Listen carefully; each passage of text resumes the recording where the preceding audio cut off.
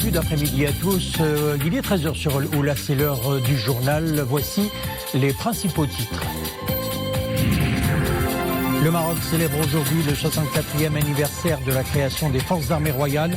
Sa Majesté le Roi suprême et chef d'état-major général des Forces armées royales adresse un ordre du jour aux officiers, sous-officiers, militaires de rang. Sa Majesté le Roi Mohammed VI, chef suprême et chef d'état-major général des phares, veille depuis son intronisation à améliorer et moderniser l'institution militaire. Les phares sont sur tous les fronts. Le dernier en date, le combat face à la pandémie du Covid-19. 91 nouveaux cas guéris du nouveau coronavirus enregistrés jusqu'à ce matin 10h, ce qui porte à 3222 le nombre total de guérisons. 81 cas supplémentaires d'infections confirmées. Nous serons en direct avec le docteur Mohamed Amin Barrahou, professeur d'épidémiologie clinique à la faculté de médecine de Fès. Et puis nous parlerons agriculture. Les pluies qui ont arrosé le pays ces dernières 24 heures auront un impact positif sur les cultures. Des pluies qui redonnent le sourire aux agriculteurs dans la perspective d'une bonne campagne agricole. Le reportage dans la province de Tétouan. Le Maroc célèbre aujourd'hui le 64e anniversaire de la création des Forces armées royales. 64 ans d'accomplissement et d'abnégation au service de la nation. Sa Majesté le Roi Mohammed VI, chef suprême et chef d'état-major général des Forces armées royales, a adressé un ordre du jour aux officiers, sous-officiers et militaires de rang. Iman Ablou.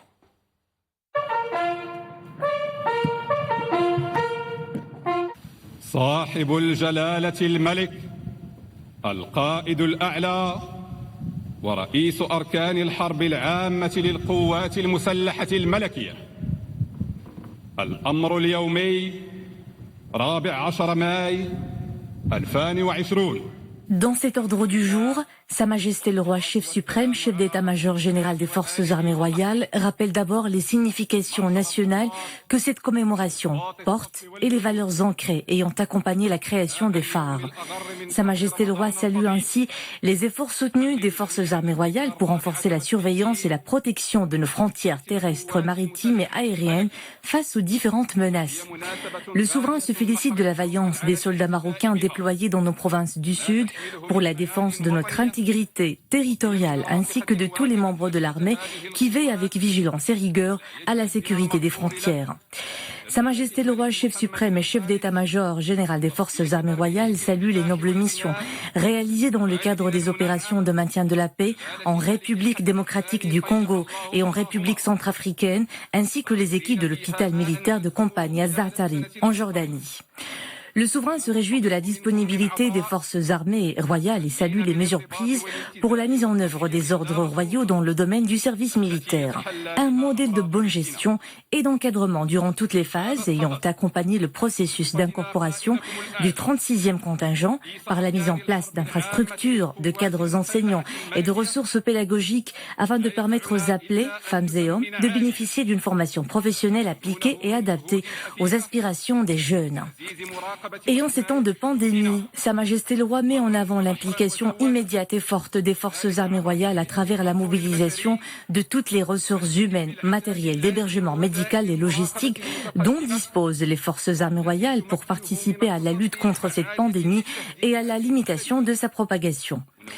Le souverain se félicite ainsi de la préparation et du déploiement rapide d'hôpitaux militaires de Kompagne avec la mise à disposition d'un certain nombre de centres relevant des Forces armées royales et disposant d'une grande capacité d'accueil pour les transformer si besoin et en unités d'isolement sanitaire, outre le renforcement des centres hospitaliers relevant du ministère de la Santé par des équipes composées de médecins, infirmiers et assistantes sociales des Forces armées royales, de la gendarmerie royale et des forces auxiliaires. Le développement important que connaissent les Forces armées royales, leur professionnalisme et la place qu'elles occupent au niveau national et international incite à aborder avec habileté et fermeté tous les nouveaux défis qui se présentent, rappelle le souverain.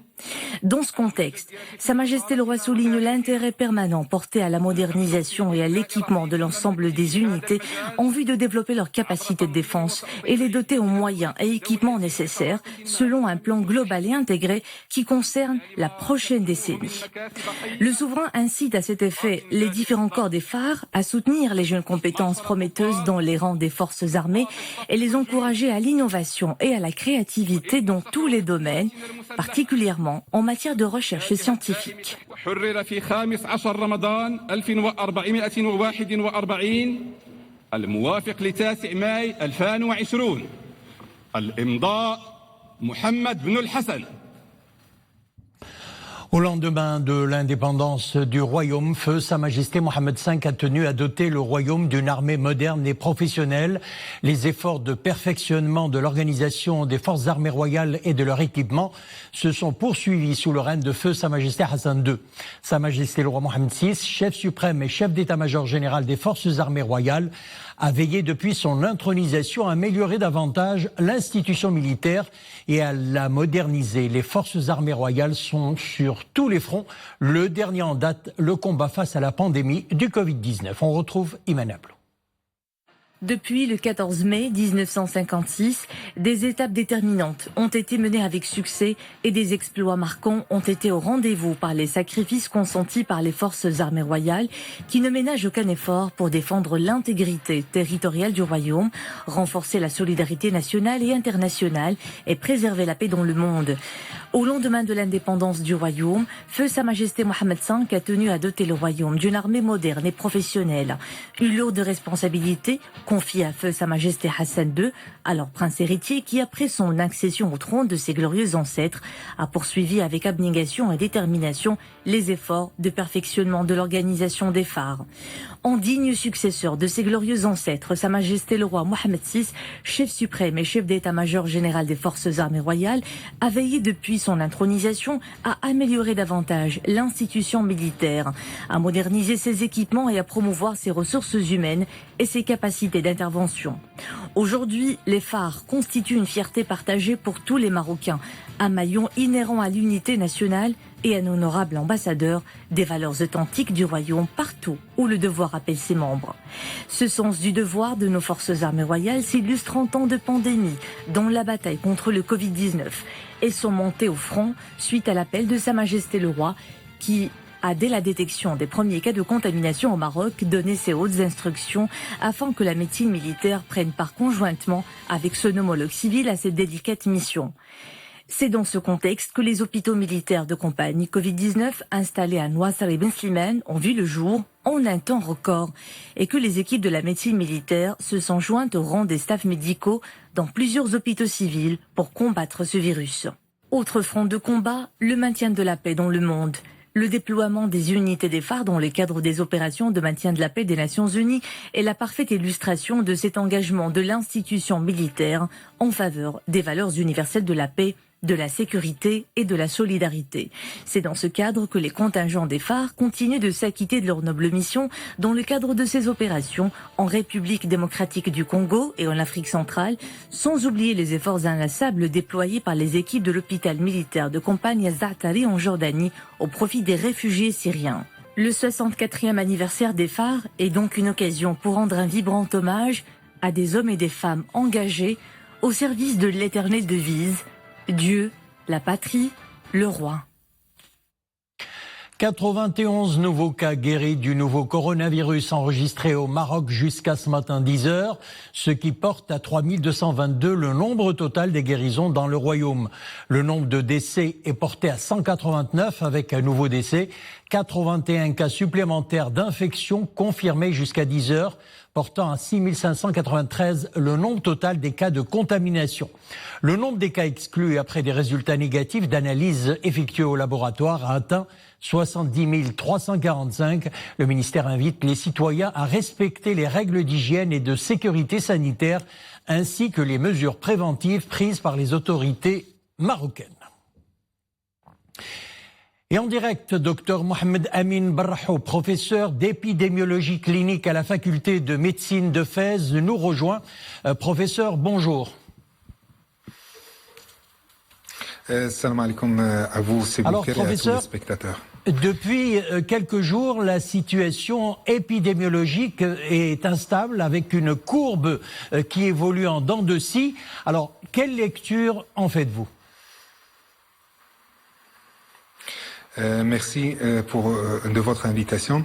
Donc, si vous voulez, donc après la première phase qui était caractérisée par l'augmentation du nombre des nouveaux cas, donc entre le 19 assisté à une accélération donc exponentielle avec un dédoublement des nombres de nouveaux cas tous les 3 à 4 jours. Et avec les mesures qu'a instauré le Maroc donc précocement donc depuis le mi-mars, donc on a assisté à un ralentissement donc de cette vitesse d'apparition des cas pour assister vers le 3, 4, 5 avril donc à une apparition des foyers familiaux. Donc c'est normal, c'est ce qu'on s'était attendu, c'est ce qu'on appelle l'effet paradoxal du confinement. On réduit le risque communautaire de la transmission, mais par contre on augmente le risque au sein des foyers. Après maîtrise de ces foyers-là, donc à partir du 11, on a commencé à assister à des foyers en milieu professionnel et dans les collectivités fermées. Et ceci est dû donc qu'une partie de notre population n'est pas totalement confinée, il reste encore actif, donc il a plus de risques d'avoir la maladie. Et la phase actuelle qu'on est en train de vivre, donc c'est un effet plateau. On est dans un plateau qui est un peu atypique, avec une évolution d'onde aussi. Des jours, on observe un nombre de cas important, d'autres jours moins important. Et c'est lié en fait à la taille des foyers, donc de ces foyers professionnels, de ces foyers dans les collectivités fermées. Donc il est lié à la taille. Si vous avez une taille de cette population qui est très grande, il faut s'attendre à avoir donc un nombre important de cas. Autre chose donc qui caractérise la situation épidémiologique actuelle, c'est la disparité de l'évolution de la maladie sur le plan territorial. Donc on assiste dans certaines provinces, donc il n'y a pas de cas actifs. Dans d'autres provinces, il y a quelques cas actifs ou des petits foyers. Par contre, dans d'autres provinces, on a beaucoup de cas actifs avec des foyers de moyenne et de grande taille. Alors docteur, l'évaluation de cette situation dépend d'un certain nombre d'indicateurs. Lesquels et comment évoluent-ils ? Bien évidemment, il existe plusieurs indicateurs pour donc suivre l'évolution de l'épidémie et aussi pour prédire son évolution. Si vous voulez, avant que je parle de ces indicateurs, donc les prédictions donc pour l'évolution de l'épidémie, il y a deux scénarios. Le premier scénario, donc cette phase de plateau, donc il faut la réduire. Donc, si on respecte les mesures de distanciation sociale, les mesures barrières et le confinement, donc on s'attend que dans les prochains jours, donc on va assister donc à une baisse des cas et on va entamer la phase décroissante de l'épidémie.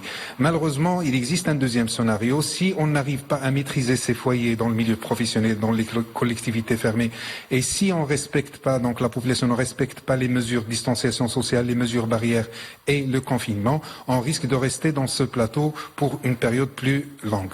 Donc les indicateurs, il existe plusieurs. Il y a le taux d'attaque, donc le nombre de nouveaux cas, le nombre de cas actifs, donc qui entraîne d'autres cas. Et il y a donc le fameux R0 qui est très médiatisé. C'est l'un des indicateurs parmi d'autres donc qui est utilisé dans le suivi de l'épidémie.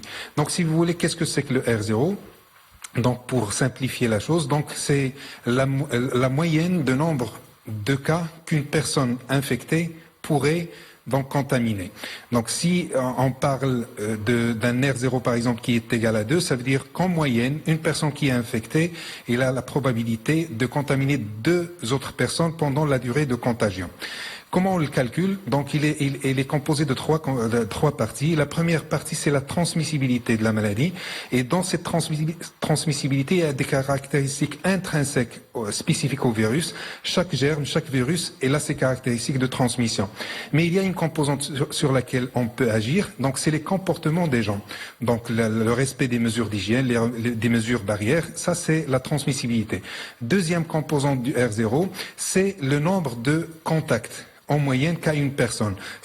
Sur cette partie-là, on peut agir par les mesures de distanciation physique, les mesures barrières, etc. Donc, il permet de réduire le nombre de contacts qu'a une personne. Et troisième composante, c'est la durée de contagion. Cette durée-là, il commence pour ce virus 2 à 3 jours avant le début de symptômes et il se poursuit pour plusieurs jours après. Donc le fait de détecter précocement les cas et de pouvoir les isoler précocement et à des stades asymptomatique permet de réduire cette période de contagion. Donc ce sont les trois composantes, j'ai essayé de simplifier, mais je précise que c'est l'un des indicateurs de suivi de l'évolution d'une épidémie. Alors docteur, on parle beaucoup maintenant de la levée du confinement. La levée du confinement sera naturellement, bien sûr, progressive. Alors comment se fera le retour à la vie normale et sur quelle base ? Il est très important de souligner que le processus de déconfinement, il doit s'inscrire dans la stratégie de gestion, de maîtrise et de contrôle de cette épidémie. Et ce virus-là, il va continuer à exister parmi nous, donc il faut accepter un certain risque et il faut le maîtriser. Donc l'idée d'un déconfinement, il faut qu'il soit progressif, bien évidemment, donc inscrit dans le temps avec des épisodes. Donc on essaye d'assouplir quelques mesures par secteur, par zone géographique. Et après la période, on fait une évaluation et après on rajoute donc un assouplissement pour d'autres composantes ou on maintient les mêmes composantes ou carrément des fois, on peut donc resserrer donc le confinement. Donc c'est un processus qui doit être progressif, bien évidemment. C'est un processus qui doit être contrôlé, puisque le virus il continuera à circuler parmi nous, contrôlé par des mesures générales, les mesures barrières, les mesures de distanciation sociale, des mesures spécifiques par secteur pour éviter la transmission de la maladie, et contrôlé par des indicateurs qui nous permettent de déceler le plus tôt possible s'il y a donc une remontée, donc un risque d'une nouvelle vague. Et troisièmement, ça doit être contextualisé sur le plan géographique. Comme je l'avais dit, donc on a une grande disparité de la répartition de l'épidémie sur le plan national. Donc bien évidemment, cette disparité, on doit la tenir en compte dans tout programme de déconfinement.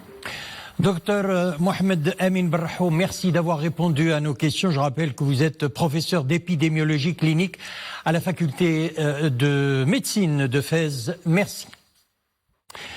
Une bonne nouvelle à l'hôpital provincial Ben Msik à Casablanca. Un bébé sain vient de naître d'une maman contaminée au Covid-19.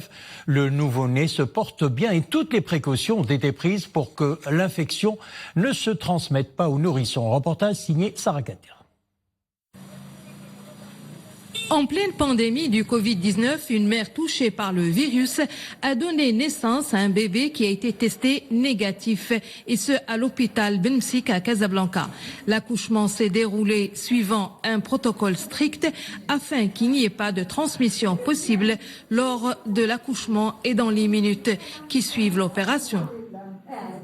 C'est une jeune femme de 27 ans qu'on a admise il y a 15 jours, une grossesse présumée à 36 semaines d'aménorrhée, qu'on a surveillée au quotidien par des enregistrements du rythme cardiaque fœtal, une échographie obstétricale.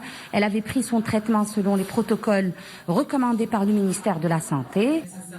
Autre bonne nouvelle, le bébé est allaité au sein de sa maman, à condition de bien respecter les mesures de protection telles que la mise de masque pendant l'allaitement. C'est un accouchement qui s'est bien déroulé. C'est la première fois que c'est ici à l'hôpital. Covid-19, mère positif. Un bébé qui est normal, la garde 10 sur 10. Le poids 3 kilos. Il se porte bien. Donc on a fait le premier prélèvement, c'était négatif. Et on insiste surtout sur l'allaitement maternel. Actuellement, elle prend le sein, l'allaitement de sa maman. Cette bonne nouvelle ne doit pas empêcher les femmes enceintes d'être vigilantes. Au contraire, la prudence doit rester de mise, puisqu'il est reconnu que les femmes enceintes ont un système immunitaire plus faible que les autres. Elles doivent éviter de contacter toute forme de maladie, et spécialement le Covid-19. Covid-19 toujours, le bilan mondial s'approche des 300 000 décès. Plus de 4,4 millions de personnes sont contaminées malgré cette progression du virus dans plusieurs pays. Plusieurs pays ont commencé à lever les restrictions mises en place pour endiguer l'épidémie, comme les États-Unis, l'Italie, la France, l'Espagne ou encore l'Allemagne. Avec près d'1,5 million de cas de Covid-19 et plus de 85 000 décès, les États-Unis sont le pays le plus sévèrement touché. Le Royaume-Uni comptabilise plus de 33 000 victimes, l'Italie 31 000, l'Espagne et la France comptent plus de 27 000 décès. L'Organisation mondiale de la santé met en garde d'ailleurs. Nous avons un nouveau virus, pourrait devenir endémique dans nos communautés. Il ne pourrait ne jamais disparaître, précise l'OMS. La Russie, quant à elle, est devenue le deuxième pays le plus touché dans le monde avec plus de 242 000 cas. Autre pays touché durement, le Brésil avec plus de 190 000 cas Covid et la Turquie et l'Iran. Là, en Afrique, la pandémie prend de l'ampleur. Le continent enregistre plus de 2446 morts. Plus de 72 000 personnes sont infectées. Et puis c'est la course contre la montre pour la mise au point d'un vaccin contre le coronavirus. Le Marocain, donc Moncef Slaoui, l'ancien chef de division des vaccins du laboratoire GlaxoSmithKline, a été chargé par le président américain Donald Trump de développer un vaccin contre le Covid-19. Le professeur Moncef Slaoui était intervenu depuis la Philadelphie par Skype dans notre journal. Comme vous le voyez, c'était le 12 avril dernier pour justement nous informer sur les recherches effectuées pour la mise au point d'un vaccin. Le professeur Slaoui a dirigé l'activité mondiale des vaccins de GSK de 2015 à 2017. Auparavant, il a agi en tant que président de longue date de la recherche et du développement mondiaux. Il a aidé à développer des vaccins pour prévenir la gastro-entérite à rotavirus infantile, le cancer du col utérin et le zona. Il entretient également des liens avec plusieurs sociétés pharmaceutiques engagées dans la réponse Covid-19. Vie parlementaire à présent, la Chambre des représentants et la Chambre des conseillers tiendront lundi une séance commune qui sera consacrée à la présentation par le chef du gouvernement du développement de la gestion du confinement. Pour l'après 20 mai, la séance débutera à 13h. Des précipitations parfois fortes ces dernières 48 heures ne manqueront pas d'avoir un impact positif sur les cultures. Un espoir pour les agriculteurs. Reportage dans la province de Tétouan. Fenna Shakil Ailaoui, Abdel Ali Gnouni et Zakaria Mouqin Billah. Des épis de blé en pleine croissance. En cette période, la verdure couvre de larges superficies agricoles. Différents types de fleurs font leur apparition. Les dernières précipitations fortifient les cultures, une aubaine pour les agriculteurs qui espèrent une amélioration du rendement. Ces précipitations intéressent de larges superficies dans la province de Tétouan. Des pluies bénéfiques aux différentes cultures. Pour la céréaliculture, on avait enregistré un certain retard, mais la situation s'améliore avec ces précipitations. Les pluies favorisent la croissance du couvert végétal, des cultures fourragères et des autres cultures. Les précipitations viennent à temps. Les agriculteurs sont optimistes quant à l'actuelle saison. Les pluies ont un effet positif sur les cultures, en particulier les céréales. Cela coïncide avec la phase de remplissage du grain. Ces précipitations sont aussi favorables aux cultures maraîchères, les légumineuses et les cultures fourragères. Dans la province de Tétouan, la céréaliculture occupe 32 000 hectares, les légumineuses 3 400 hectares et les cultures maraîchères 6 800 hectares. D'après la direction régionale de l'agriculture de Tanger-Tétouan-El-Hoceima, le volume de production des légumes cultivés en période de printemps devrait atteindre 400 000 tonnes dans la région. Et comme vous l'avez remarqué, le temps a été très pluvieux ces dernières 24 heures sur plusieurs régions du royaume. C'est ainsi qu'il a été enregistré de 6 heures du matin hier jusqu'à 6 heures aujourd'hui. 24 mm à Rabat Salé, 19 à El Jadida, 12 à Kenitra, 11 à Nouassar, 10 à Chefchaouen, Tétouan, Safi, 8 mm à Mohammedia, Bni Mellel, Tanger Port, donc 8, et Saouira 7 mm, Stade 6 mm, 5 mm ont été enregistrés à l'Areish, Kazanfa, Taza, Agadir, 3 à Ifren, Midel, Tsaroudant, 2 mm à Tanger, 1 mm à Fez, Meknes, Khouribga, et moins d'1 mm à Marrakech, Tiznit et Sidi Ifni.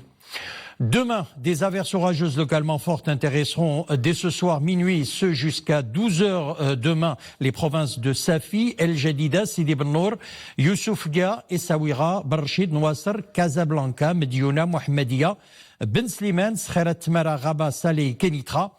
Sont concernés également de 12 heures demain jusqu'à minuit les provinces de Teroudant, Al Haouz, Azilal, Bni Mellel, Fqi Ben Salah, Stad, Khnifra, Midelt, Boulmen, Sfro et Taza. Ces averses seront accompagnées par des rafales de vent et de la grêle par endroits. Construite à la fin du 19e siècle à Tanger, la Villa Haris respire un air de renouveau. Restauré après des années de ruines, ce domaine de 9 hectares abrite végétation et bâtiments. Un lieu paradisiaque particulièrement chéri des Tangérois. Dans notre série Jardin du Maroc, nous vous invitons à le découvrir. Un reportage signé Anissa Boumedi sur le commentaire de Mariam El Messi.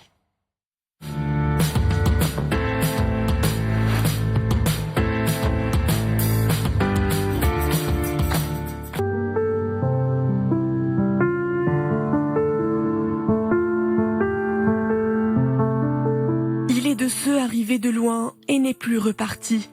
1866, Walter Harris Burton, alors jeune correspondant londonien pour le Times, Élie demeure à Tanger. Sa villa refuse de céder à l'emprise du temps. D'un siècle à l'autre, ce lieu mythique de la ville du Détroit se conserve tel un héritage.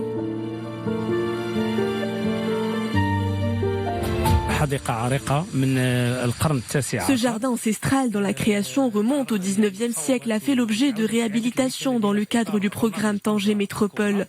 Nous en sommes à la 3e tranche. À terme, le bâtiment sera restauré, ce qui viendra étoffer le paysage muséal tangérois.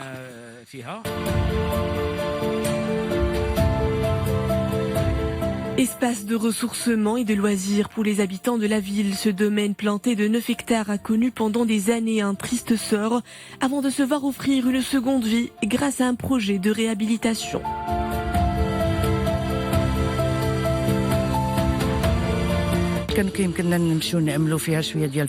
Les promenades, les footings pendant les soirées de Ramadan, c'était un véritable bol d'air frais. Avec le confinement, nous ne pouvons plus nous y rendre.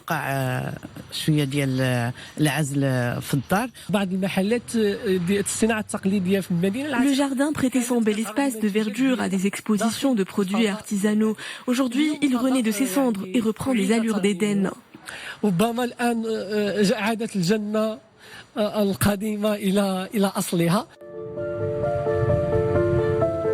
Du style andalou mauresque, ce poumon vert de la baie de Malabata abrite arbres et espèces hétéroclites. Un écrin écologique et un site historique légendaire, témoin d'une époque glorieuse, d'une cité internationale, muse de grands écrivains, poètes et personnalités de renom.